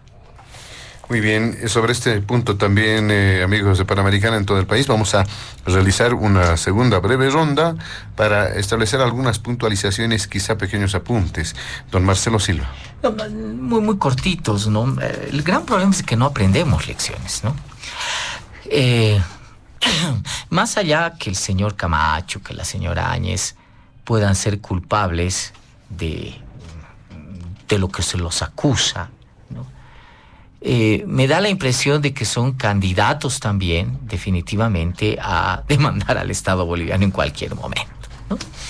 Porque al parecer habrían sufrido limitaciones, violaciones al debido proceso. Insisto, y esto quede claro, con esto cierro, José Luis, el tema no es en este momento, y las responsabilidades no vienen en este momento, por saber el fondo de los hechos, si fueron culpables, no fueron culpables. Lo que dice Fabián es correcto. ¿Quién o quiénes pagaron a estos señores, que además estaban felices de estar en Bolivia, se sacaban fotos, iban a parrilladas, visitaban los mejores lugares? Por eso fue muy fácil luego utilizarlos como una gran pieza de extorsión, ¿no? Porque realmente se reunían en todo, estaban en los mejores cócteles de Santa Cruz y demás, ¿no? Entonces cuando aparecía alguien, un líder cruceño, decía, ahí está, aquí hay aquí hay una fotito, aquí hay una llamada, aquí hay esto, entonces listo, te vamos. Marcelo Sosa fue brillante, ¿no? ¿Qué director funcional de la Liberación? Era un operador político de primer nivel, ¿no? Es decir, quieres abrir la boca, muy bien, yo aquí, ya está.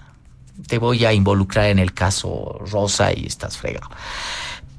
Por eso se dice también, y habría que ver la posibilidad en el ámbito de la investigación, de que estos eran dobles agentes.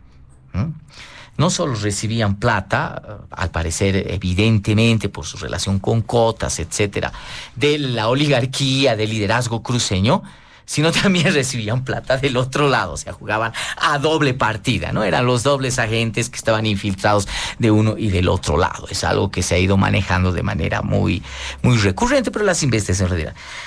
Lo que cierro es de que seguimos más allá de la valoración jurídica que existe, que son o no son culpables, incidiendo en la violación al debido proceso. Cierro. Hay un informe tremendo, el Freedom House, ¿no? Que es un medidor además bien interesante en el ámbito de la justicia y la democracia, que nos dice que el debido proceso en Bolivia es el talón de Aquiles fundamental, problema de la justicia. Muy bien, muchas gracias. Don Franklin Gutiérrez, a propósito de lo que ha mencionado don Marcelo Silva, es posible que ya se han mencionado, ¿no? Es posible que otros casos puedan tener similar situación, pueda ocurrir el fenómeno dominó, vayan develándose la realidad, los hechos reales, la verdad histórica de los hechos, como dicen, en esa perspectiva, o en otros casos, el porvenir, lo mismo que ha mencionado don Marcelo, el caso del 2019. ¿Qué puede ocurrir en otros casos también? Claro, lo que pasa es que en Bolivia y la práctica jurídica forense nos lleva a eso. Un proceso que se empieza a investigar motiva y contagia al otro para que también se investigue. ¿Eso a qué conclusión yo llego? A que en Bolivia es fácil armar procesos criminalizados. Es como ahora, ¿no? Con la 348 están quejando los hombres, dicen, también me están armando procesos, porque la mujer declara y es verdad absoluta, o sea, por más que mienta, es verdad absoluta y me están metiendo, ya me han cautelado. Y cuando va a juicio sale sentencia absolutoria. Lo mismo está sucediendo con estos casos. Es decir, no hay un artículo en el Código Penal, y eso deberíamos ir pensando, tema de tesis. ¿Por qué no tipificamos en el Código Penal que es delito armar procesos? Porque ahí participan fiscales, policías, jueces, y arman fácilmente, y yo llamo procesos criminalizados. Montaje. Claro, es montaje. técnicamente procesos criminalizados. Así como hay documentos criminalizados, ¿no?, que pueden ir a estafa, también hay procesos criminalizados.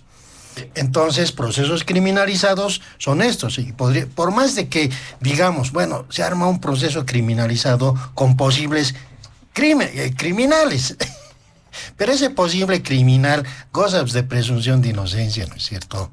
Mientras no tenga sentencia ejecutoriada, su vida que sea dual, que esté bien con Dios y con el diablo, bueno, es su vida. Pero mientras no tenga sentencia, se presume su inocencia. Pero el agarrarlo y decir, vamos a armar proceso contigo porque has salido en una foto, o porque estabas bailando en una fiesta con él, porque estabas en el estadio al lado de él. Bueno, o sea, en Bolivia se ha hecho una tara perfecta de pensar así. Y eso solamente se puede pensar al extremo fascista, no en un sistema democrático. Consiguientemente, estos temas nos van a llevar a que en Bolivia, cuando uno esté en el poder, puede armar fácilmente procesos criminalizados. Y eso es peligroso. Y tal vez tengamos que ligar con estos temas, ¿no? Por eso hay también la preocupación de cooptar y tener dominio sobre el órgano judicial. Los incas, ¿cómo dominaban pues la sociedad los incas? ¿Cómo gobernaban los incas? Los incas gobernaban a través de sus jueces. ¿Y sus jueces quiénes eran? Parientes de los incas. Y los incas gobernaban así. Son sistemas en los que uno dice, llega al poder, el mejor sistema para mí, y eso se ejecutó el 2019. Adelante, es gobernar a través de procesos. Empiezas a dominar. Entonces viene el cosetaje jurídico, ¿no? Entonces el debido proceso se empieza a vulnerar. ¿Tú de qué sirve que plantees amparos, acciones de libertad, todo lo que quieras, si no vas a ganar? Porque el que es juez de sala o el que es juez de acción de libertad es político, ha sido puesto por un político, o le debe favores a un diputado, a un senador. Y no es de este tiempo, eso ha sido desde el Pacto por la Democracia, Acuerdo Político, ADN, MIR, MNS, todos han estado metidos en esa bolsa. Consiguientemente, eso no es nuevo, no es del 2019 nomás, hacia adelante, eso era antes. Pero eso hay que ponerle fin, pero hay que aprender de estos procesos, de estos conflictos, en pensar ya en nuevas políticas de Estado y romper esos esquemas de procesos criminalizados. Muy bien, don Fayán Yaksik, que para finalizar este segundo punto. Esta es una prueba clara del peligro para nuestras libertades democráticas de tener una justicia subordinada al poder político. Y estos 15 años de oscurantismo legal, constitucional, jurídico, político, nos lleva a eso, definitivamente, a que estamos en manos de gente que te puede armar procesos por instrucción política, jueces, fiscales, ¿no?, que se adscriben a esto, todos estos casos y otros más. Por eso hablo de esta tenebrosa red de extorsión y corrupción que se ha establecido. Me acuerdo cuando era ministro, el señor Romero decía que estaba combatiendo esa red. Yo creo que ha sido todo lo contrario. Se montó una red que hasta el día de hoy sigue operando en el país. Y claro, están acostumbrados. Recordemos aquel abogado, está salvando a los abogados. No es bueno hablar mal de los abogados cuando un abogado está aquí presente, pero me acuerdo de ese abogado que golpeaba a sopapazo limpio para sacarle las deudas, ¿no? El torrico para cobrar deudas, ¿no? O sea, ese es el accionar, ¿no?, que ha provocado esta red de extorsión y corrupción. Vaya uno, sálvese quien pueda cuando caes en manos de los jueces, de los fiscales, porque tienen ese poder de hacer y deshacer. O sea, el Estado de Derecho quedó hecho papilla. Entonces, mínimamente este proceso internacional, por eso digo que lamentablemente parece que los muertos extranjeros valen más que los bolivianos, cuando aquí en Bolivia tenemos varios casos de igual tipo de agresiones, igual tipo de torturas, de muertes y de asesinatos de bolivianos. Estos no cuentan porque, claro, no tienen los recursos seguramente para iniciar procesos de esta magnitud, pero tiene que acabarse. Esta oscuridad a la que hemos estado sometidos tiene que terminarse retirarse, porque es una oscuridad tenebrosa precisamente por el poder extraordinario que te dan los operadores de justicia, que son los que te pueden meter preso cuando les da la gana.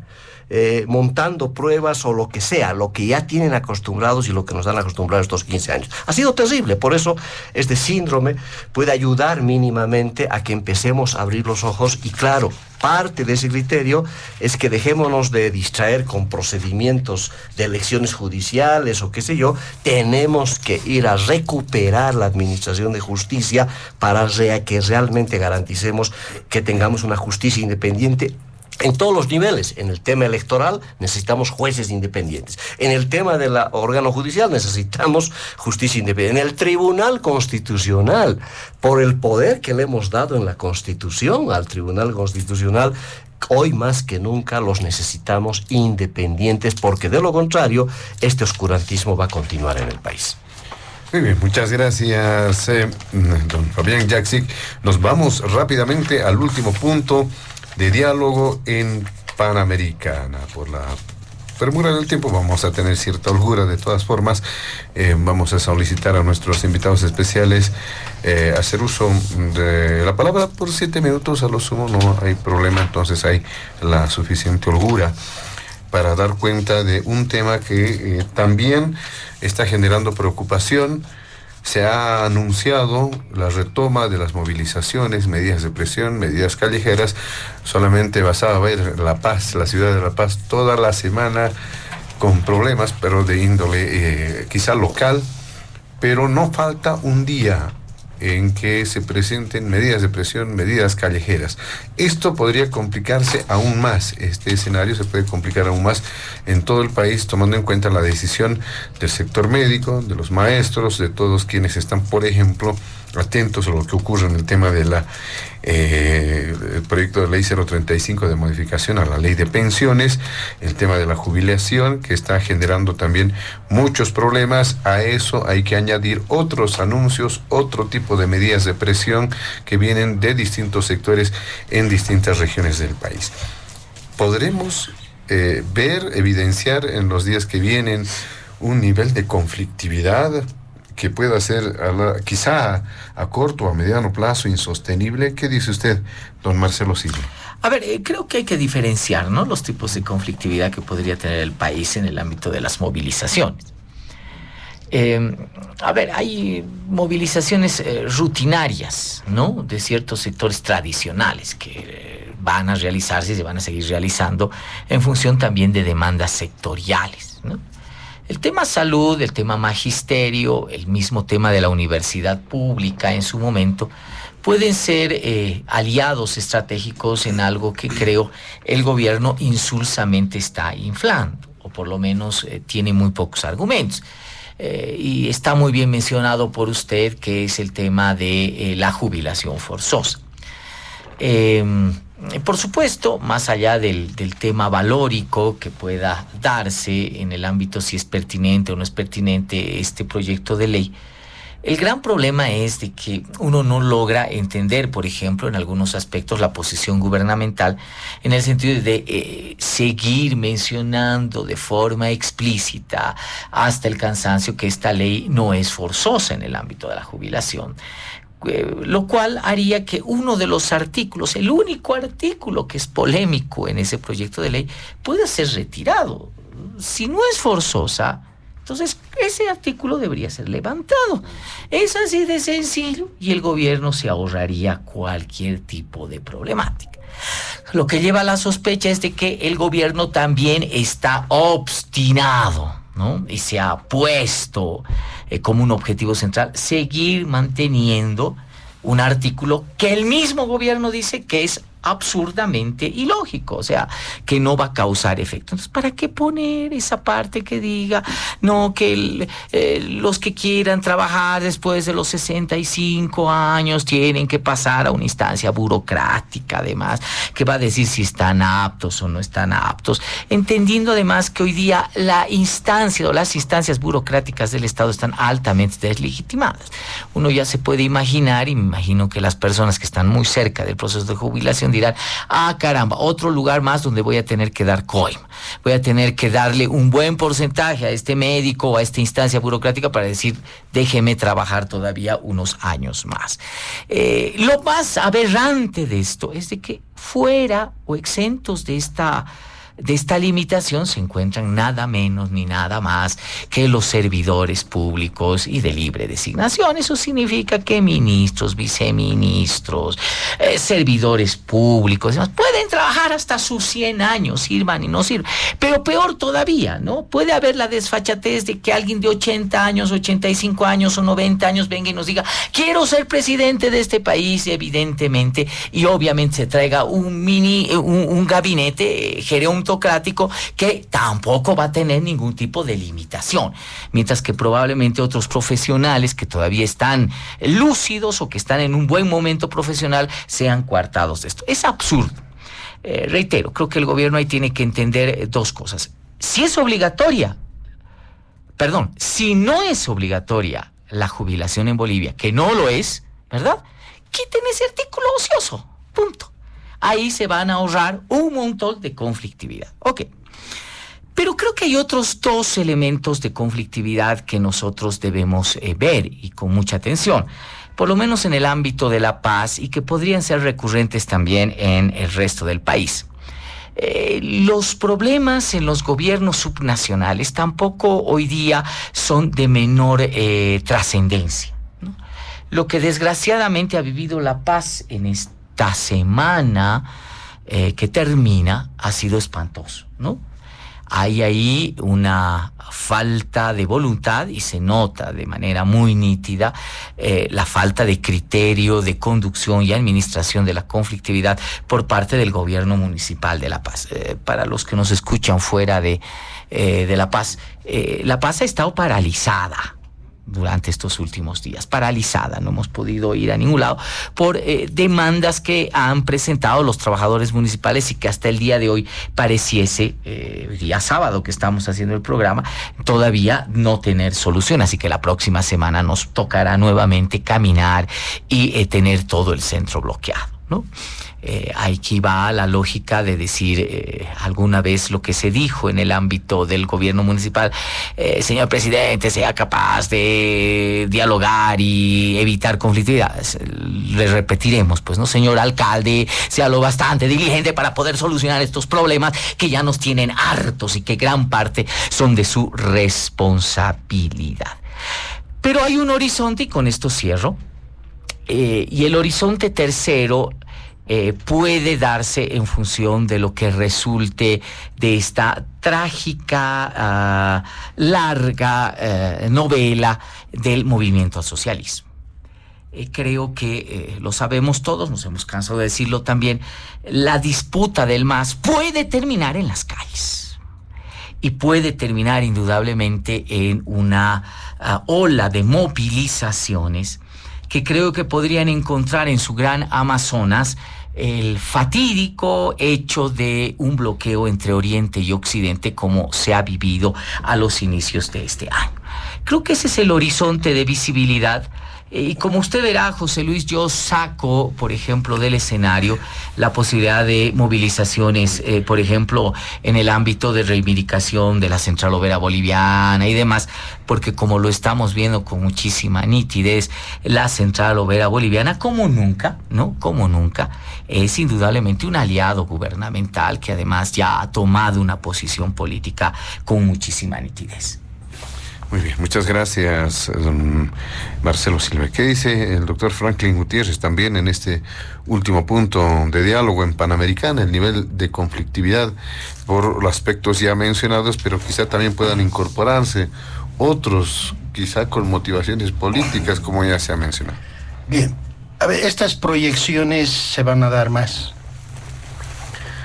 A veces nosotros damos lectura a lo que pasa. Y bueno, es lamentable, uno no puede caminar en la calle, ¿no?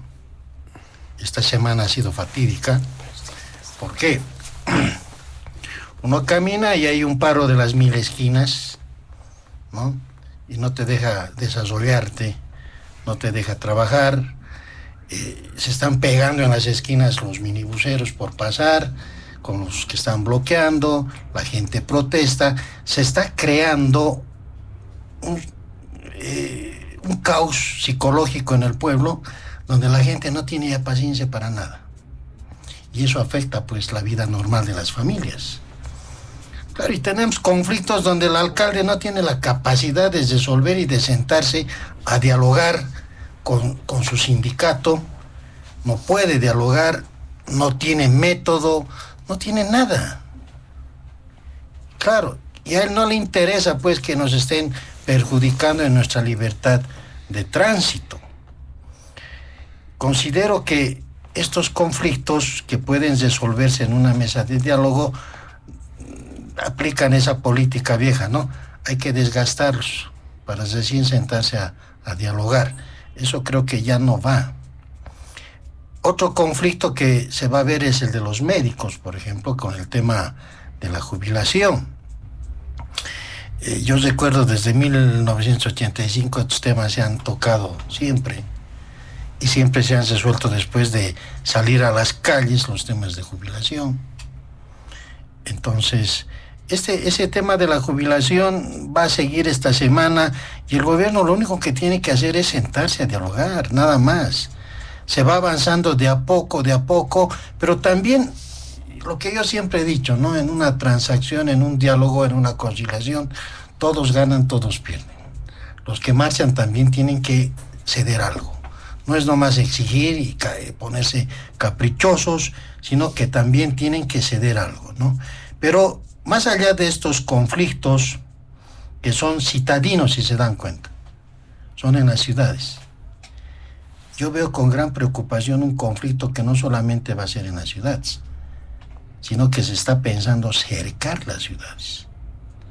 Y es la amenaza que ha hecho la ala del MAS de Evo Morales. Y eso es peligroso, porque ¿de qué te sirve que vayas tú en la ciudad, estés caminando y estés cercado internamente, cuando te van a acercar en las provincias, te van a acercar la entrada a las ciudades y no vas a poder ni siquiera viajar, no vas a poder hacer nada, tus alimentos no van a llegar, la producción en el área rural se va a desmejorar, la economía se va a empezar a afectar? Bueno, entonces yo veo una perspectiva muy peligrosa, peligrosísima para lo que viene de la próxima semana y qué va a pasar cuando nos acerquemos al 5 y 6 de mayo, cuando se lleve a cabo el Congreso en el Alto del MAS. La amenaza de los médicos es pequeña, la amenaza de los trabajadores de la alcaldía es muy pequeña, la amenaza que viene de un bloqueo contundente del MAS, del ala de Evo Morales, esa sí que es preocupante. Entonces considero yo que hay que tener mucho cuidado, no quiero alarmar a la población, no, pero son perspectivas. No vamos a tapar el sol con un dedo. O sea, uno revisa el periódico, mañana revisaremos, domingo, y van a ver ustedes que si uno abre la página, uno lee primero el lado izquierdo, ¿no? Por eso vale más ahí la publicidad. Ver esa página y todo es conflicto. Esta semana vendrá este paro, la próxima semana este sector está amenazando con otro paro, ya viene la otra amenaza también del MAS, el alza de precios, que ya hay escasez. Bueno, y una serie de noticias que si uno hace una estadística y análisis de contenido de las noticias sociales, económicas, todo es negativo. ¿Qué perspectivas tenemos entonces? Muy peligrosa, una perspectiva sumamente peligrosa, y bueno, esperemos pues tener tolerancia. La tolerancia nos va a ayudar mucho a comprender estos conflictos. Muy bien, muchas gracias. Le damos al doctor Franklin Gutiérrez. ¿Qué dice don Fabián Yaxi, que en este último punto de diálogo en Panamericana, que puede llegar el país a un nivel de conflictividad insostenible? ¿Hay condiciones para aquello? Bueno, va a haber un crecimiento sin duda de la conflictividad por varios factores, ¿no? Yo diría que van a haber dos tipos de conflictos. que depende cómo se los administre, pueden generar repercusiones inclusive en términos políticos. Uno son los conflictos de legitimidad social, que son demandas sociales que requieren un tratamiento diferente. Hablo del caso de la jubilación, es el más notorio, que creo que nos afecta a todos, quienes estamos jubilados o quienes aspiramos a estarlo. Y ahí creo que no es suficiente el enfoque de solamente concentrarse en forzosa o no la jubilación, que está claro que eso tendrá que levantarse. Todos los privilegios en este tema deberían ser levantados. Una torpeza del gobierno presentar este proyecto 035 con privilegiados. Yo no sé a título de qué has planteado que la clase política, los gobernantes, no sean pasibles a ningún tipo de jubilación forzosa si es que hubiera tal. O sea, este tipo de privilegios ofenden ya al ciudadano común, pero no es suficiente eso. Yo creo que una movilización de este tipo debería más bien condensarse también no solamente con el tema forzoso, sino con el tema de mejora de las rentas de jubilación para todos aquellos rentistas que reciben seguramente menos de 3.000 o que están muy por debajo del mínimo nacional. Yo creo que una movilización de este tipo podría tener un sentido social mucho más amplio, logrando, ojalá, que al final este proyecto de ley termine en levantar esas restricciones odiosas,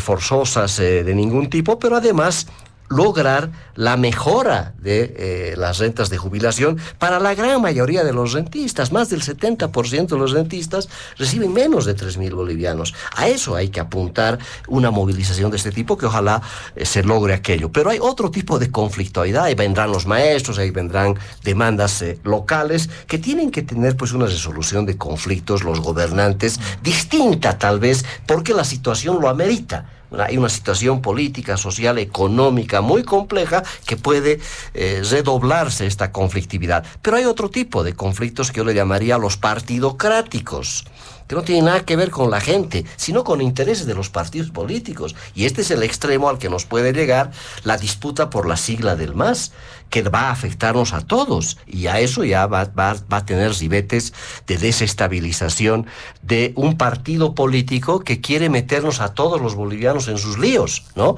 Hasta que se agarren entre sillazos estaba bien, ya, que se agarren entre sillazos ellos, ¿no? Porque no nos afecten a todos los bolivianos. No han tenido la capacidad de resolver sus problemas internos, ahora quieren amenazar, además con una ligereza, y ahí otra vez volvemos al sistema judicial. ¿Qué hace el Ministerio Público de no agarrar a ese dirigentillo de Evo Morales, que se da el lujo de todos los días de amenazarnos cuando le ven en gana, y ponernos a todos, obviamente, nada más decir lo que este caballero dice, ya ameritaría que el Ministerio Público intervenga, porque está atentando contra los ciudadanos en general? Entonces, no, pues, este tipo de conflictividades partidocráticas pueden derivar, este conflicto de un partido político puede derivar en un escenario distinto si no logran administrar adecuadamente esa conflictualidad que es interna, que corresponde a un partido político, pero no tenemos por qué pagar el plato roto todos los bolivianos. Yo creo que va a haber un incremento de la conflictividad en la medida en que esta sensación de estar amenazados por una crisis económica, de estar amenazados con el tema de situación social y política, de inestabilidad, puede llevar a muchos otros sectores a empezarse a pronunciar también. Y claro, lamentablemente, La Paz, de ser sede de varios poderes del Estado, se ha convertido en sede de las movilizaciones sociales, y eso habrá que hacia adelante pues ver cómo recuperamos a nuestra ciudad más bien, y que no sea otra vez prisionera de todas estas movilizaciones que terminan siempre y empiezan en La Paz. Una pena que la ciudad esté cada vez más sometida a este tipo de presiones cotidianas que ya definitivamente la hacen a nuestra ciudad también en muchos sentidos bastante inviable en su convivencia. Por eso también muchos paseños lamentablemente están saliéndose de la ciudad. Hay que ver qué mecanismos de compensación tendríamos que empezar a trabajar para recuperar a la ciudad y evitar que esta conflictividad también nos tenga a todos prisioneros. Muy bien. Tenemos todavía unos minutitos, vamos a hacer una última ronda, no necesariamente respecto al último punto, simplemente a modo de reflexión general de los principales temas que se han abordado y una evaluación, un balance del programa de este fin de semana. Empezamos con usted, don Marcelo Silva. Sí, a ver, estamos empezando a entrar en lo más denso, me parece, en medida en que se acerca el tiempo electoral, de todos estos elementos que precisamente hemos puesto en mesa, ¿no? Vamos a ver una mayor judicialización de la política definitivamente, eso es inevitable. Probablemente no vamos a hablar ni de la reforma de la justicia y probablemente no tengamos elecciones judiciales. La conflictividad puede ser un instrumento también ahora de presión que dirima de alguna manera los problemas que suceden en el movimiento del socialismo. Preocupa mucho que pese a la cercanía del proceso electoral y de manejar estos elementos que los estamos viendo como escenarios muy complejos, nadie todavía se atreva a esbozar propuestas. Creo que la reflexión que hace Fabián es muy importante. Me da la impresión de que esto puede pasar de manera muy rápida en los próximos meses, pero estoy convencido que el electorado boliviano el próximo año va a empezar a pedir propuestas. Y lo que menos abunda es eso. Ni en las oposiciones, que en este momento brillan por su ausencia, le han regalado el escenario político al MAS y a sus problemas internos, pero menos también, y eso preocupa, dentro del mismo MAS, ¿no? El problema de falta de propuestas políticas, económicas, de reforma, no parten más bien del sistema político. Y si ellos no lo hacen, la ciudadanía será la que va a imponer agenda. Y eso todavía es mucho, pero mucho más conflictivo. Cierro con eso, José Luis, gracias. Muchas gracias, don Marcelo Silva. Su última intervención también, doctor Franklin Gutiérrez. Bueno, acabo de ver las noticias y, bueno, da pavor. Estamos a sábado. Hasta el día viernes, ya 5 amparos que frenaron las elecciones judiciales. ¿Qué pasará este lunes? Eso significa que las acciones de amparo son políticas ahora nefastas contra las elecciones judiciales. No van a ver. Entonces, eso nos conduce al análisis de Marcelo, que nos dicen no va a haber. Eso significa que la comisión también se está equivocando, pues, que está haciendo malas calificaciones, que está resolviendo mal las carpetas de todos los postulantes, porque es lo que se analiza en una acción de amparo. Entonces la comisión, tal vez con tantos amparos, no está a la altura de ser una comisión que vaya a revisar carpetas de postulantes, sobre todo al Tribunal Constitucional. Son los que más están presentando, o sea, del órgano judicial no tanto, ni del Consejo de la Magistratura, sino son del Tribunal Constitucional. ¿Por qué la gente quiere llegar al Tribunal Constitucional? ¿Por qué? Porque es el poder que decide las políticas de Estado. Hasta tus divorcios llegan al Tribunal Constitucional. Así es. Muy bien. Ya, finalmente, don Fabián Jaxi, también su última intervención en el programa. Es inevitable el ingresar a la electoralización del país, sabiendo que las elecciones generales van a ser recién el próximo año, pero ya podemos hablar de un escenario electoral, porque tiene que resolverse lo de las primarias. Pero este año o electoralizamos negativamente o electoralizamos positivamente. ¿Qué significa negativamente? El que esto se deviene en una champa guerra, ¿no? Tanto con el tema de las judiciales, que está claro que las posibilidades de que no haya elecciones judiciales son más ciertas, pero tenemos la oportunidad más bien de que esta electoralización la aprovechemos con los resultados del censo. Recordemos que hace un mes hemos ido todos censados y el país que va a develarse en agosto con las primeras cifras y en diciembre con las definitivas, debería ser una oportunidad para empezar esas propuestas que demanda Marcelo. Esa es electoralización positiva. Ojalá que el INE se ponga a la altura y que procese todo lo que la ciudadanía le ha confiado hace un mes, se traduzca en una radiografía de la situación social, económica por la cual estamos atravesando, y esperar el debate, la gran electoralización positiva, que es el país que tenemos que ajustar para los próximos 5 años o para los próximos 20, 30 años, con una visión distinta, con reformas constitucionales, con propuestas del gobierno que el país necesita, tanto en el nivel central del Estado como en el nivel subnacional. Yo creo que se abre un abanico de oportunidades que ojalá la podamos aprovechar de manera positiva todos los bolivianos, aprovechando también la coincidencia de los datos censales que vamos a conocer precisamente este año. Muy bien. Muchas gracias a nuestros invitados especiales. De esta manera, amigos de todo el país, llegamos a la finalización de Diálogo en Panamericana. Estos agradecimientos reiterados al politólogo Marcelo Silva, también al abogado constitucionalista Franklin Gutiérrez y al exdiputado nacional a Fabián Jaksic. A nombre de la dirección de Panamericana, la planta ejecutiva y quien les habla, José Luis Flores, el compromiso de que el programa retorna el siguiente fin de semana. Permiso.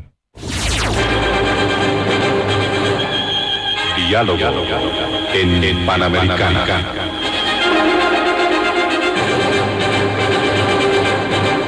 La radio agradece por la atención prestada al programa de hoy. Les invitamos a la próxima entrega del Departamento Periodístico de Panamericana, cuando anunciemos.